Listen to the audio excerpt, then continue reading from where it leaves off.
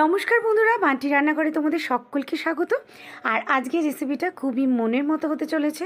তোমরা যারা যারা লোটে মাছ পছন্দ করো তাদেরকে অবশ্যই এই রেসিপিটা ট্রাই করতে বলবো। আর রেসিপিটা দেখে বুঝতে পারছো কতটা লোভনীয় হয়েছে।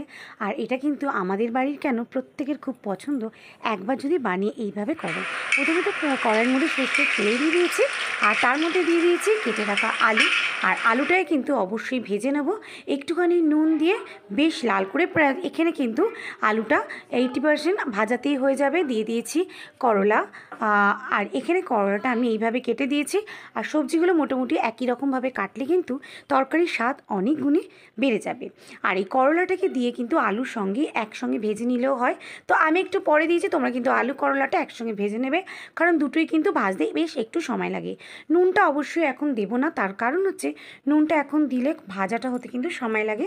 আর ভাজাটা কিন্তু চট করে ভাজা হয় না, সেদ্ধ হয়ে যায়, সেক্ষেত্রে করলার তেঁতোটা বেশি হবে। তো ওই জন্য আমি প্রথমেই কিন্তু নুন ছাড়াই করলা আলুটাকে ভেজে নিলাম।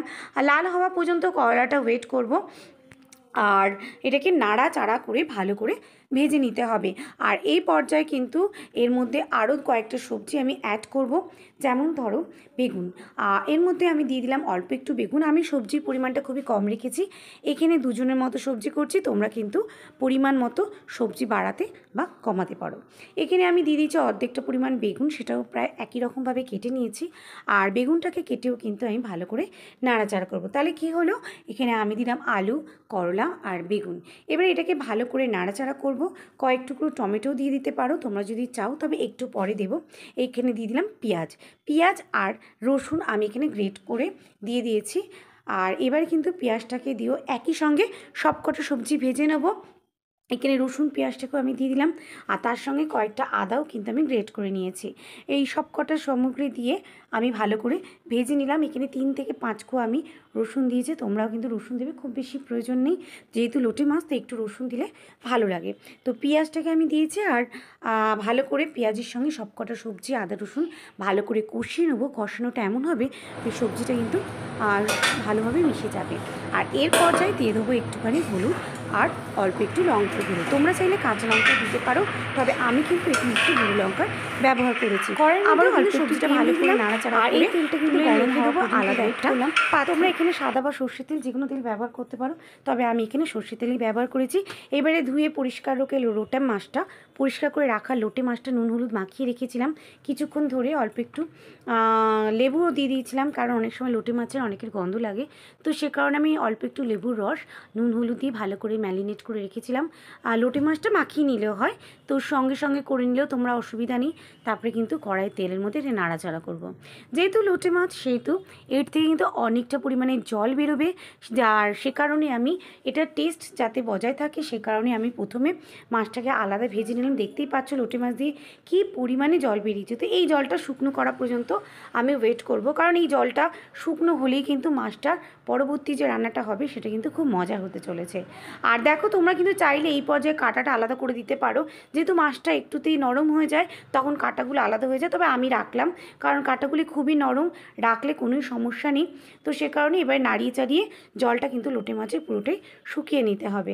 লোটে মাছ এমন একটা মাছ আর কিন্তু ভিটামিন গুণ অনেক আছে, আর যে কোনো সামুদ্রিক মাছ কিন্তু শরীরের জন্য অনেকটাই ভালো, যেহেতু এটা ন্যাচারালভাবে বড় হয়। আর এটা কিন্তু যারা মাছ খাও তাদের জন্য খুবই সুস্বাদু একটা মাছ। আর এবারে কিন্তু মাছটার জল প্রায় শুকিয়ে এসছে, একটু একটু থাকতে থাকতে আমি সবজিগুলো দিয়ে দিলাম। তো এবারে সবজিগুলো দিয়ে ভালো করে কষিয়ে নেবো। সবজিটা যেইটুকুনিও বাকি আছে 20% সেটা সেদ্ধ হয়ে যাবে।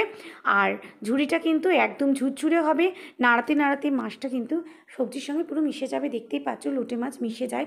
তো আমি একটু চাপা দিয়ে দেবো যাতে খুব তাড়াতাড়ি হয়ে যায়, বেশি একটা নাড়ানো দরকার নেই, মাখামাখি হয়ে যাবে সবেরে। ঢাকনাটা খুলে আবার একটু নাড়িয়ে নেব, শুকনো শুকনো করে যেই শুকনো হতে থাকবে দেখবে সবজি দিয়ে তেল ছাড়ছে। এই পর্যায়ে কিন্তু রান্নাটা আমার হয়ে গেল। আমি দিয়ে দিয়েছিলাম কটা টমেটো, সেটা দিয়েও কষিয়ে নিয়েছি। আর এবারে লাস্টে নামানোর সময় দিয়ে দিলাম ধনেপাতা। এই রেসিপিটা তোমরা কিন্তু ঘরে করতে পারো, একবার করলে প্রতিবার লোটে মাছ এই রেসিপিটাই করার চেষ্টা করবে।